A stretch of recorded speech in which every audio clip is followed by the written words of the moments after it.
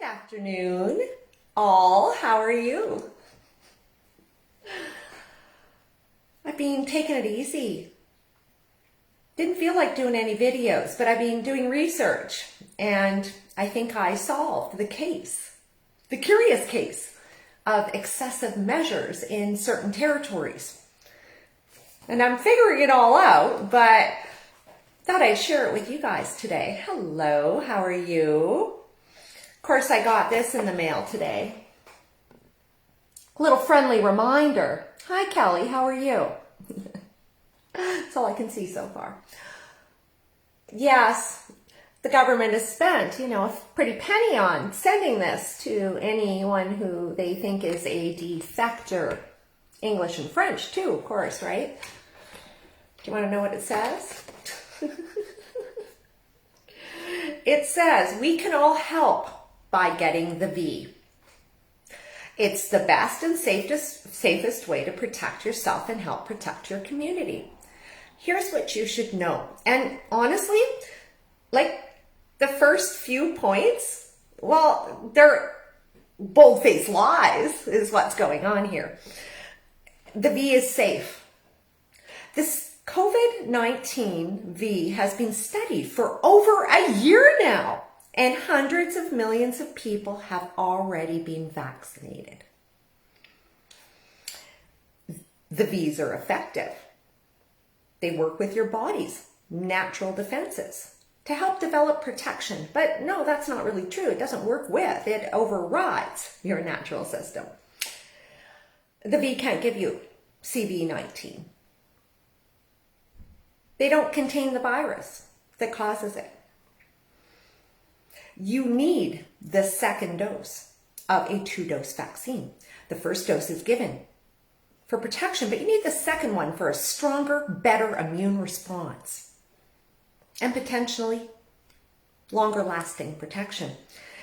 V safety is continually monitored. As more information becomes available, it is rapidly shared and communicated with partners and public. Okay, none of that is substantiated. I'm sorry, Government of Canada, it is not. And I'm sorry, just because you have studied these for a year, and it wasn't even a year before you had them in action. No, that's absolutely insane. It's insane. In any case, it says here in print, why get the V? More people getting the V means fewer people getting sick. When you get the V, you can help make it safer for your community so that certain measures can be lifted and we can all gather safely. What's going on with my hair there? Now, as the V continues to roll out, V or not, continue to follow public health measures, including wearing a mask, washing your hands, keeping 2 meters apart, and avoiding gatherings, even if the measures have been lifted. Hi guys, tell me, say hi or something so I can see who's there and say hi. It won't let me see you. In any case, it means nothing has changed here at all. But my big concern is the statement here, or claim by our government, that it means fewer people getting sick. Because, well, our first stop today is going to be with the Yukon. And we're going to check out what's going on there. Now, remember, 2 months ago, I did a video and we covered a bunch of this. So we're going to go back to my video and just to the part where I talk about the stats. See, the problem is that unless you've got these stats screenshotted every day, you can't possibly know where it was at before because it's continually changing. And that previous information, well, that's kind of buried now, right? So we often must go back because now, see, the Yukon has had a very ambitious campaign here. But let's go to my video and we will see what I said last time. Oop, there we are. All right, there you go. Okay, yes, this was interesting. Sorry to go back here. Got messed up there. But there are no active cases of COVID-19 in the Yukon. There are no active potential exposure notices. You can book a COVID-19 test appointment online in Whitehorse. So there's only one place to do them, Whitehorse. As Monday, April 26, 2021, 72% of Yukoners have received their first dose of the COVID-19 vaccine and 63% have received their second dose. You can read the Economic Resilience Plan. It maps out our approach to support people and businesses impacted by COVID-19. Well, quite honestly, do you see a reason why anything's shut down in the Yukon? Okay, so 2 months ago, there isn't a case. Well, guess what? Check this out. Now this is, let's go back, the Yukon. And case and vaccine counts. Now, right now, their active cases are higher than they were ever at 66. Isn't that interesting? And of course, they have a very ambitious vaccine rollout. And here it is. So adults 18 and over who've gotten the second shot is 28,000, 30,000 with the first shot. Now, their combined population there is just like under 45,000, okay? So with kids too. So again, they are pretty well covered. But the interesting thing is that they continue to try to, again, they're saying that the unvaccinated are the problem here, but that's not really the case, is it? Because there wasn't a case in the Yukon. There wasn't. They had nothing until those V's started to roll out. And that's when the cases went up. So the statement here isn't really accurate, is it? Not when we actually look at what has occurred. Now, at the time of my video, they were going hard and they had already vaccinated 70% of their population. Well, here again, it doesn't appear to be working, does it? No. Interestingly enough, they're going hard there. Now, the interesting thing about the Yukon is, in fact, that, again, with this jump of cases, I found, where was it here? Oh, boy. Oop, think I blew it. Oh, yeah, this article. And it was Narcity, Whitehorse. Now, again, this territory had nothing. But all of a sudden, the articles are popping. And this one was from July 19th. So let's take a look. You can hear the dragonfly trying to get out of my house. It's a good sign that I got a dragonfly, but I tried really hard to get her out here earlier. Just won't have it. And I needed to get the video done. So sorry, guys. We have some company. Yukon's COVID-19 case rate is the highest in the country by a landslide right now. Now, this is interesting because, again, they have been the most vaccinated in the country. If you've been keeping up with COVID-19 case rates in Canada, you might have noticed that the Yukon has pulled ahead in a very big way. According to Canada's data from July 18th, the current active case rate in the Yukon is 181. Active case rate is the number of active cases per 100,000 people in the population. Well, you know what? I did the math, and the 181 is incorrecto. It's actually 151. So they just jumped the number by 30. We've seen that a lot. And the fact is, in certain things like this, you really have to do the numbers. Saskatchewan's numbers were on target, as were Alberta's. I did those for confirmation. Of course, again, 45,000 in the population in the Yukon. That's not that many people by 2.33. So 151 was the accurate number. And yes, it's more than they've had. But this is since the vaccine rollout, straight up. To put this in perspective, Yukon's northern neighbors, Northwest Territories and Nunavut, both have active case rates of 0. Meanwhile, the next highest active case rate is in Manitoba, where the rate is 68. Next in line is Saskatchewan, 24, with Alberta being 13. So a lot lower, Newfoundland and Labrador, 10, and so on. The entire country has an active case rate of only 12. As for active cases themselves, the Yukon has 76. This may seem like a small number in comparison to Ontario's 1378, but relative to the population, it's actually quite significant. But here's the thing. We're not on the same playing field, kids. We're not.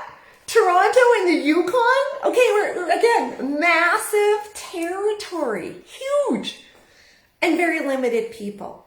So no, incorrecto. Public transit doesn't exist. Like, again, a completely different landscape. And of course, we're in summer now too. Now, well, Northwest Territories, that was my next spot. And again, I've been watching, and when I did the last video 2 months ago, their case count was 6. And again, they hadn't had a case there until October. So basically, it's been pretty incognito. Now, of course, they have vaccinated a great portion of the population, but they started those earlier than most, of course, being in the north. They did. The rollout was before the Yukon. So those cases that they got, again, seem to follow that trend. I don't know for sure, but again, they're now at 0, first to be. What's interesting here, let's flip over. So you can see here, nothing, 0, 0, 0.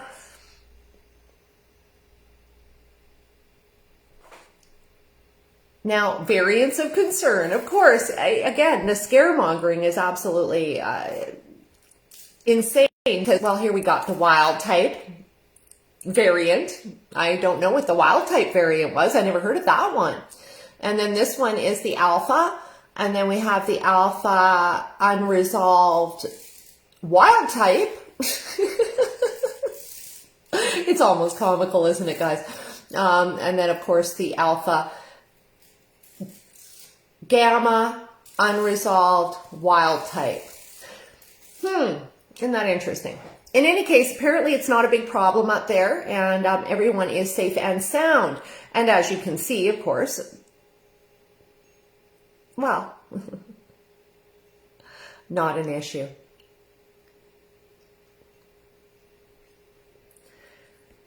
So I was going, why is it that here we are? Now, here's the measures in the Northwest Territories. We have summertime, right? They have no cases, just like this time last year, just like until October.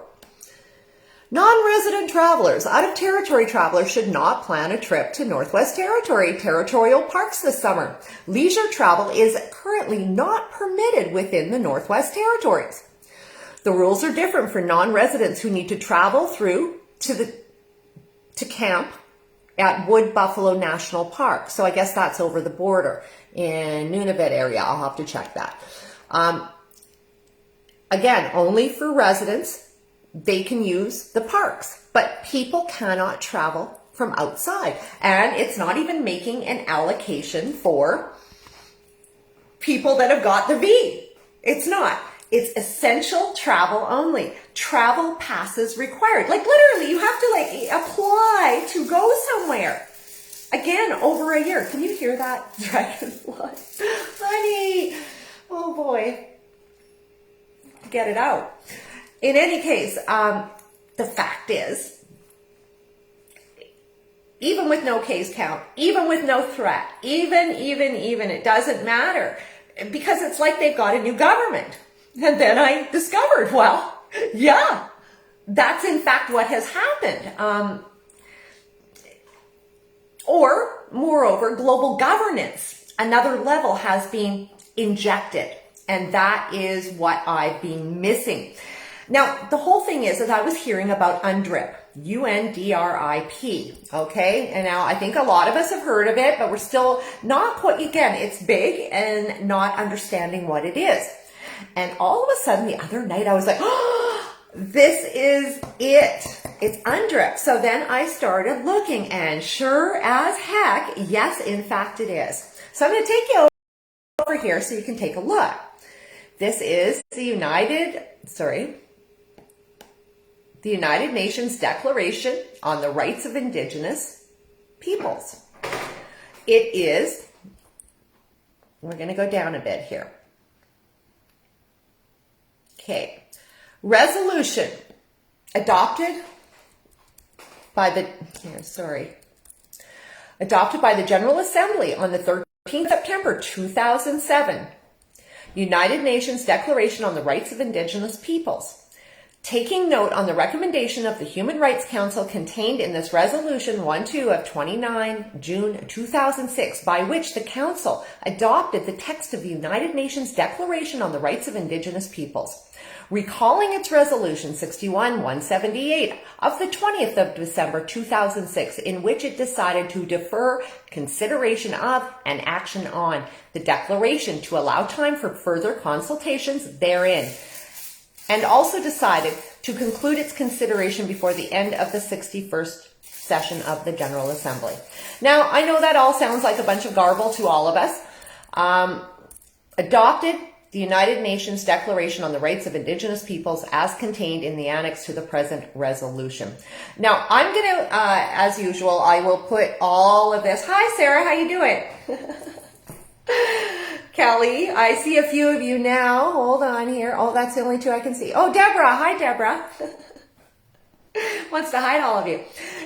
Now, the whole thing is, again, this declaration of the United Nations for the Rights of Indigenous Peoples, well, as I start to learn a bit about it, and there is, who was a PPC guy in BC, Ron Valiant, I believe.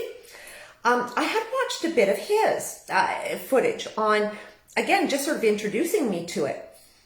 But it's a lot bigger than I think that we have been led to believe. And in fact, I believe, again, it is a level of global governance that is being injected because it has been accepted by, what is it, 144 nations have accepted this resolution. Now, I pulled up a couple of articles so we can start to understand what's going on here.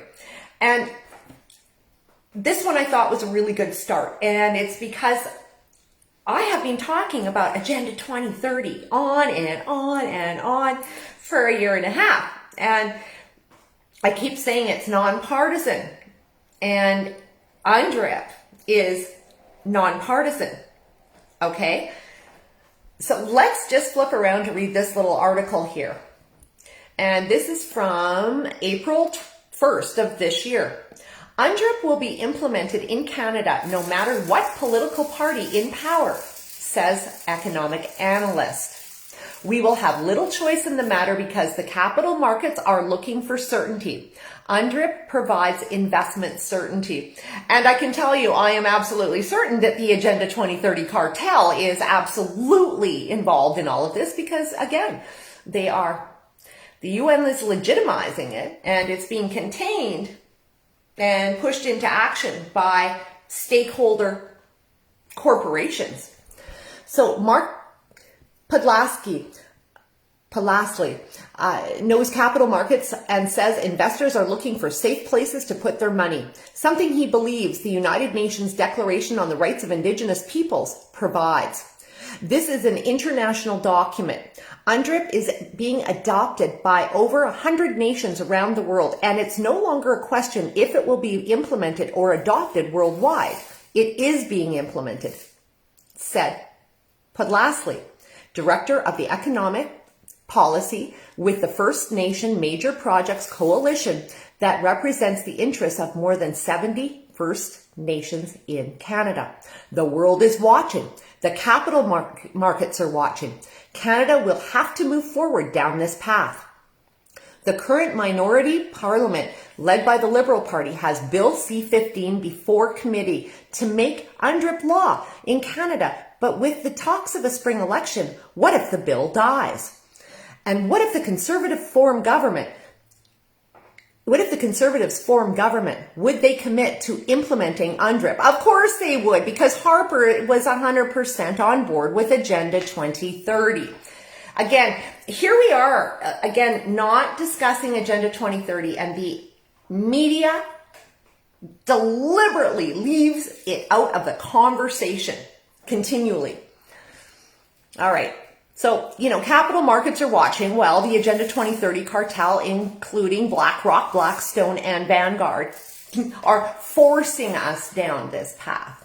Now, don't get me wrong here, guys. I don't have a problem with indigenous rights and freedom. But what I'm seeing in this initially, and what I saw was, this is the end-all, be-all ever of any claim. Right, wrong, or indifferent. It's going to be over with this agreement. And what indigenous peoples here in Canada, particularly in the North and territories, they were sovereign. So this is the injection of global governance. So in my mind, initially, I'm going, oh my gosh, these people are losing big time under the guise of inclusion. I don't see it. But again, I haven't studied it in depth, but I will continue on. In any case, let's go back, take a look. It's just everywhere the Agenda 2030 cartel is, it just scares me to death. That means treating Indigenous people as equals, something Podlasky believes Bill C-15 can achieve if it becomes law. What comes next, though, is a whole question of what is the engagement going to be between our peoples and the federal government. That will take time, and that is what UNDRIP's spirit is about, he said. That also means that the federal government needs to provide capital funding to Indigenous people. If there isn't some sort of funding source, UNDRIP and the other 46 clauses aren't going to fly. So again, there will be... Hi, Patrick. How are you, Michelle? Again, they need stakeholder involvement in all of this to pull it off. But again, the injection, now the thing is, people aren't understanding that this is becoming law. Now in in BC, they passed legislation. And of course, the Northwest Territories, to me, I'm going, how can this be? There are no cases. Why is the place locked down? Why is it that none of us can get in to the Northwest Territories for a holiday this summer? Well, because, drum roll please, where are we? You're going to love this. The mandate of the government of the Northwest Territories, 2019 to 2023. And this is increase the number of affordable homes and reduce core housing needs. Settle and implement treaty land resources and self-government agreements. Implement the United Nations Declaration on the Rights of Indigenous Peoples. Increase regional decision-making authority. Reduce the municipal funding gap. Strengthen the government's leadership and authority on climate change. Ensure climate change impacts are specifically considered and when making government decisions. Again, so this is Agenda 2030 being infused, right? The climate agenda. Ensure climate change impacts are specifically considered when making government decisions. Sorry, covered that. Increase employment in small communities. Make strategic infrastructure investments that connect communities, expand the economy, or reduce cost of living, including the Mackenzie Valley Highway, the Slave Geological Province Corridor, and the Taltson Hydro Project. So yes, there's a specific real focus on industry up in these territories. And of course, they're not letting anybody in.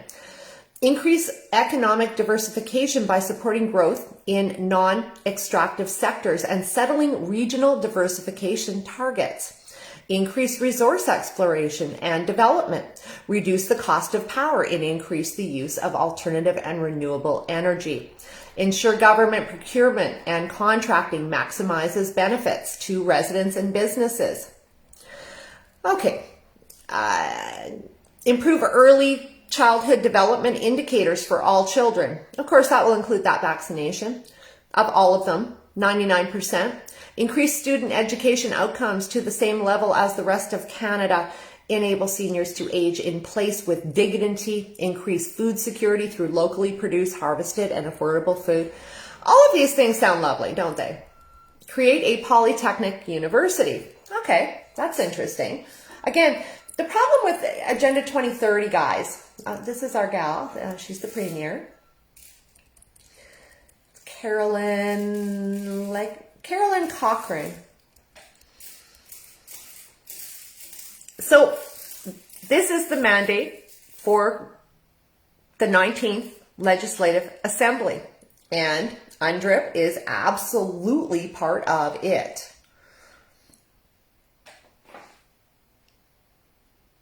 The mandate reflects the 22 priorities set by all members of the Legislative Assembly based on what members heard from their constituents. The mandate will help guide and focus our work to deliver on priorities over the term of the government. It describes what we will do, how we will do it, and the time it will take, and how we will measure success.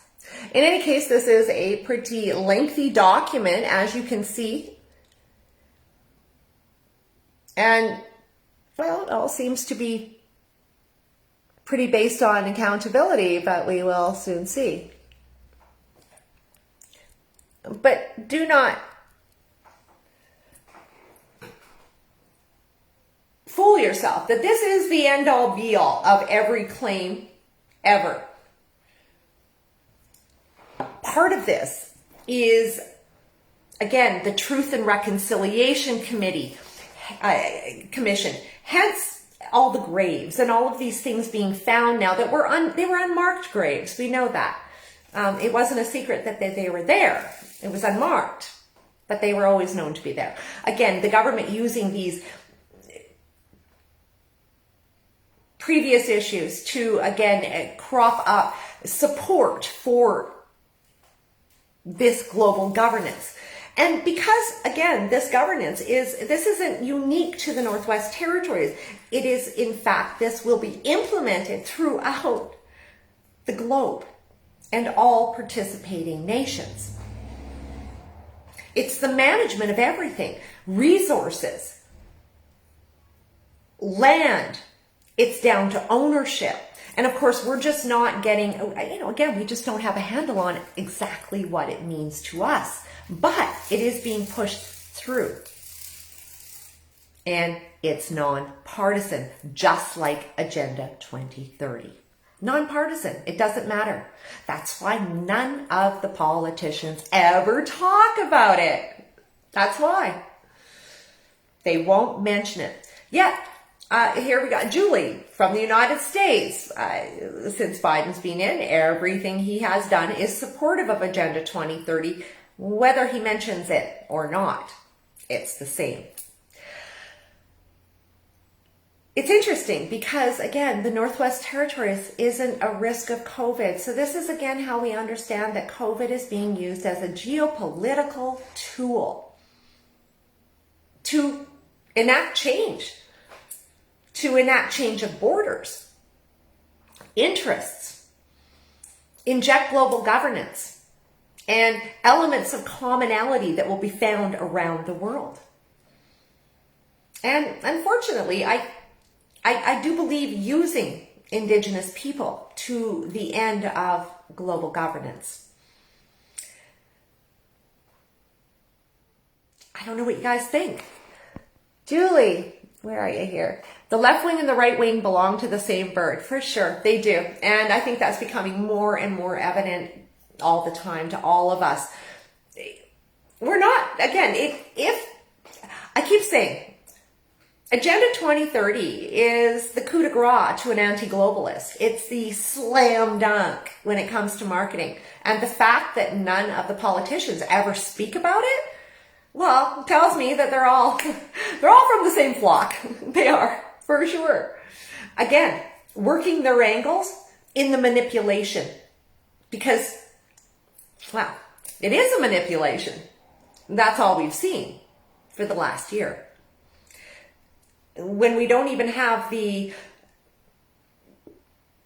in Canada, for example, the Conservatives, not one of them, of course, the ones that have been ousted are speaking up for our rights as the unvaccinated, but the rest of them, they're just not mentioning it. It's like we don't exist.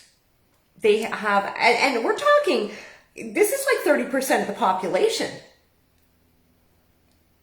It is. I had a service guy in here last week, and I did talk about that last week, saying, you know, he felt really pressured to get it. And he did the first dose, but he's not going back for the second. And that seems to be a real theme going on. I had some company this morning, and a friend of mine, she has been through past the vac center several times, really quiet. Again, the blush is off the rose. Because people are understanding that, no, there's just too many questions and too many bad reactions. In Saskatchewan, Manitoba, we have an FB group. We do, for adverse reactions. And I pulled a bunch of those off and threw them on Telegram yesterday. I don't imagine the group will be around long, but I'm thinking, get in there, because what I like about it is specific to Saskatchewan and Manitoba. So this is our backyard. So we can see exactly what's going on in our small territory. And remember, Manitoba and Saskatchewan, I mean, we don't have that many people. So those reactions are really, really important to check out. So check it out. I know they were going to try to get a channel on Telegram too, because they're anticipating their demise already. Because, of course, on this platform, you really can't tell the truth. Although it's been better for me lately than YouTube. I just can't really get anything up there. Hi, Joe, Larry, William. Yeah, the politicians, oh, there, I keep losing you there. In the United States says nothing about this past summer when all of our cities were being looted and burned down by BLM and Antifa. On the contrary, they took the knee with them. Yeah, Trudeau took the knee too. Absolutely shocking. Absolutely. We've seen that here, even in my small city, where when the police had a patrol car for every single freedom protester downtown, like I think they had 10 cars when I was passing and filming. The next day, there was all of these protesters that, embarked on a church. And nope, nothing. Palestinian protests at our legislature. Apparently, lots of people showed up, contrary to, again, the strict rules that were for the freedom protesters. They were allowed to do whatever they wanted. Very interesting. Very interesting. But again, they're all the same flock. This is global governance. We're in it. And this is going to end with official global government. And this is what people aren't getting. Even when January 30th, 2020, a year and a half ago, Kissinger came out with his letter in the New York Times. Before that, a week before, there was Tony Blair and Gordon Brown, former PMs of the UK. Again, talking about the necessity of global governance as the pandemic came down. It's been in the works for years, and Agenda 2030 is the officiality of it all. Even though they want it to look like we are arriving to all of this based on our own conclusions, that it's an organic process, but it's not. It's a stage by stage drop into the abyss of a global government that controls everything, all resources, all people, where we go, where we travel, what we put in ourselves, how we're treated. We're not going to have the choices of the past. And, well, we can see it narrowing bit by bit. They keep saying that they will not mandate this pass. They won't, but they will. They said it about the mask. Everything they've said they wouldn't do, they've done. So we have to take this seriously, guys. We have to know that the grind is going to be coming. very interested to hear from people working in corporations that do not want to get it. I'd like to know how that's going and how that discussion is going down at your workplaces. I'm lucky. Corporation would never hire me. I'm a troublemaker. So no worries there. Again, the big thing is traveling between nations. Now in Canada, of course, apparently as of August 9th, we are going to be welcoming US travelers, but only vaccinated ones. There was a poll, however, the other night, and I kicked it out, and well, the next morning it looked really good. I think a lot of people kicked it out to their buddies, but we actually won that one. 55% said they don't believe that we should be accepting only vaccinated travelers. It's ridiculous. Again, if these vaccines had any efficacy, then no one should be worried. I don't understand how this can be.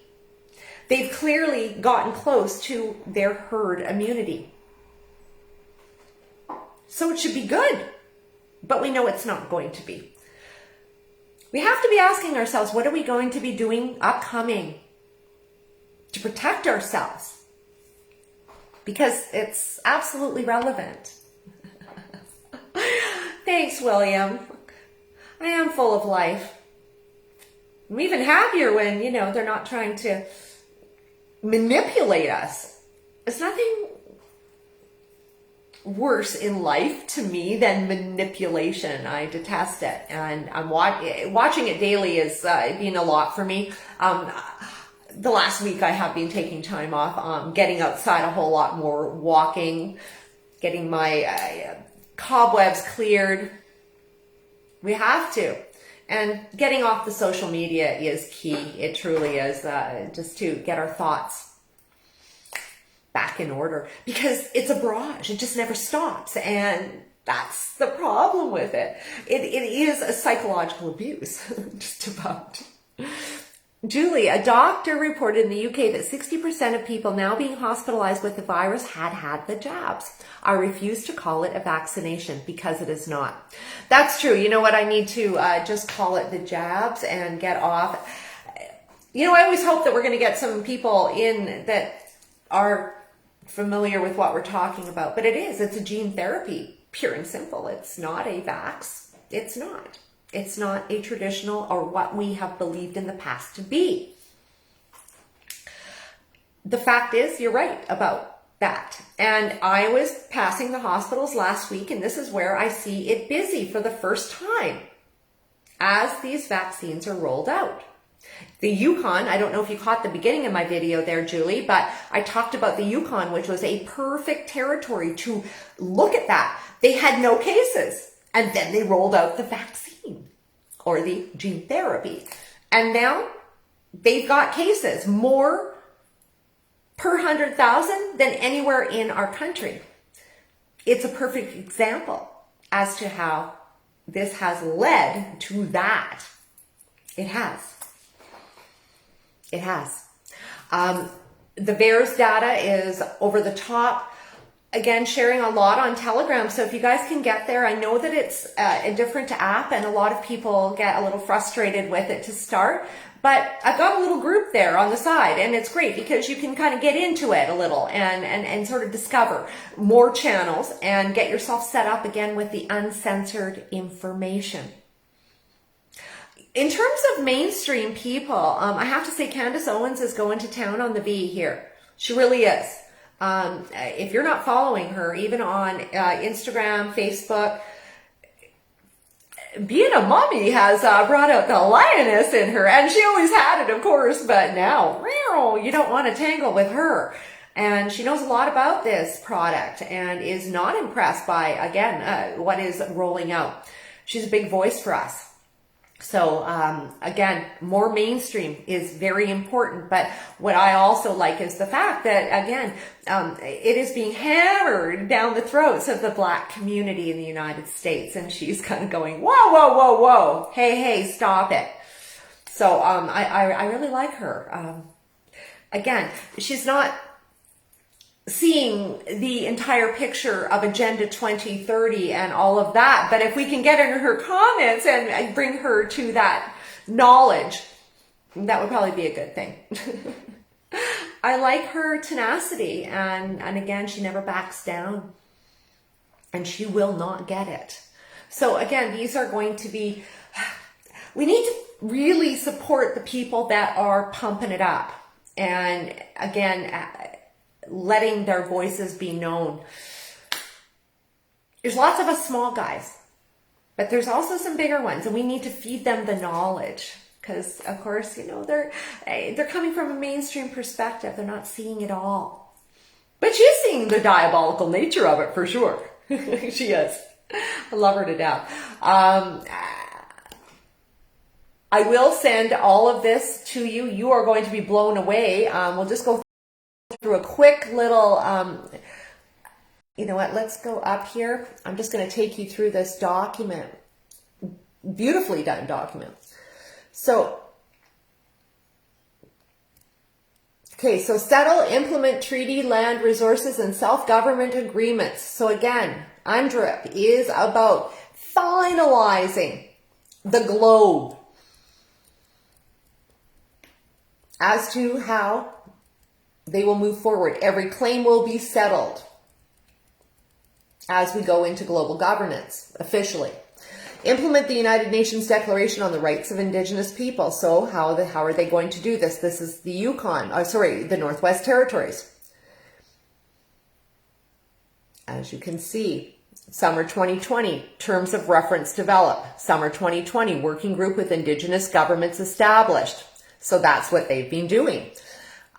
Summer 2022, implementation plan completed. So again, by next summer, they will be completed.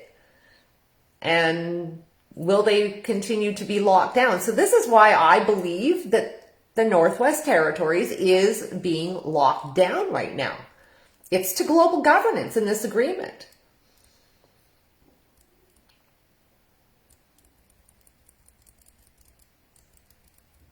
Increased regional decision-making authority. Well, is that true? Again, always sounds like sunshine and roses, but is it? Reduce the municipal funding gap.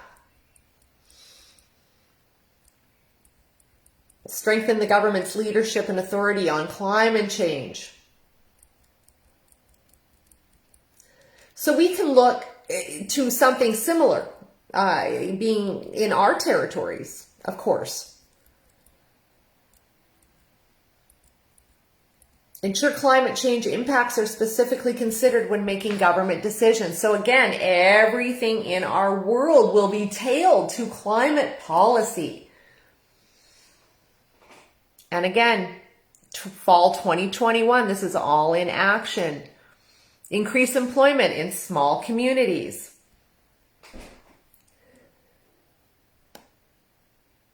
Now this is, again, the Northwest Territories is interesting because, again, we're talking 45,000 people in this territory. Yeah, Julie, everything looks good going on paper until the ink dries. Exactly. And again, this is not a Canada-specific plan. This is a plan that is going to, again, finalizing any and all claims ever. Make strategic infrastructure investments that connect and expand the economy or reduce the cost of living. Again, sunshine and roses. In any case, I will attach this, and it starts talking about communities. This is 36 pages. So in any case, I'll let you see it, so that you know what you're looking for as it starts to pop up in your communities. One more thing I sort of wanted to draw your attention to. UNDRIP legislation could spell more certainty for resource development. This was an article from February 25th, 2021. Industry and First Nations groups are hopeful for nationwide adoption of UNDRIP after seeing the results in British Columbia. And again, what results have we seen in British Columbia? I'm not sure. I'm going to have to go look for that. The federal government, here we go.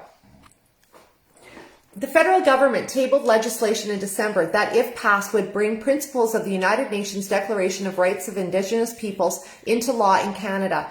That includes the right to free, prior, and informed consent for Indigenous peoples in several areas, including resource development. And with that, you know what? I'll let you read it for a sec there, because looks like my phone's dying. We'll see if I can save it. In any case, you're getting an idea that this is way further ahead and along than we think it is. I saved the phone. It's way further ahead, guys. And again, this is global governance being injected. It absolutely is. And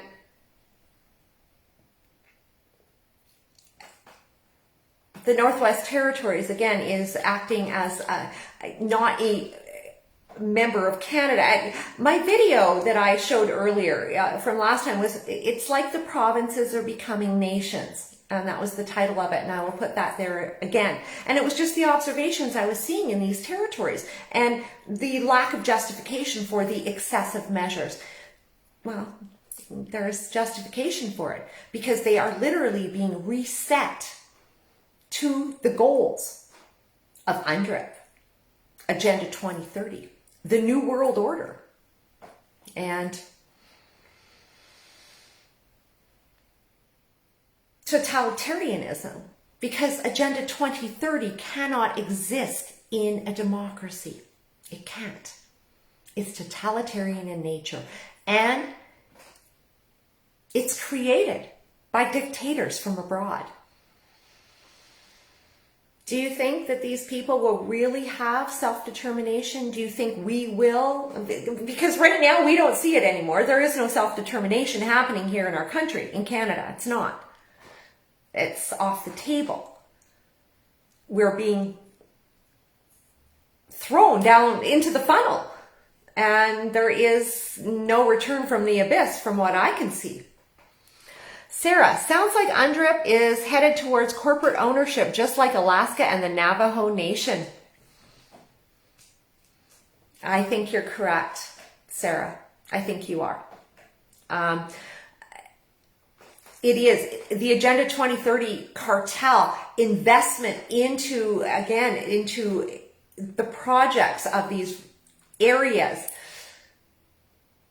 And again, their whole entire society has been reset. You cannot travel around this vast and gorgeous territory. You need a pass. I mean, this is like Nazi Germany. This is not our Canada, for sure. Those territories are wide open, and the fact that you cannot travel around at will is certainly an issue. And again, that other people cannot come in. It's insane. It's absolutely insane. In any case, all, thank you for joining in, and I'm going to head out and try to deal with my dragonfly, who is being pretty calm there in the curtains, but time to get it out. And I'll be back tomorrow to talk more and dig in. And again, I will put all of these articles and facts and figures in the comments so you can do some homework and check it out and let me know what you think. Have a fabulous day, everybody.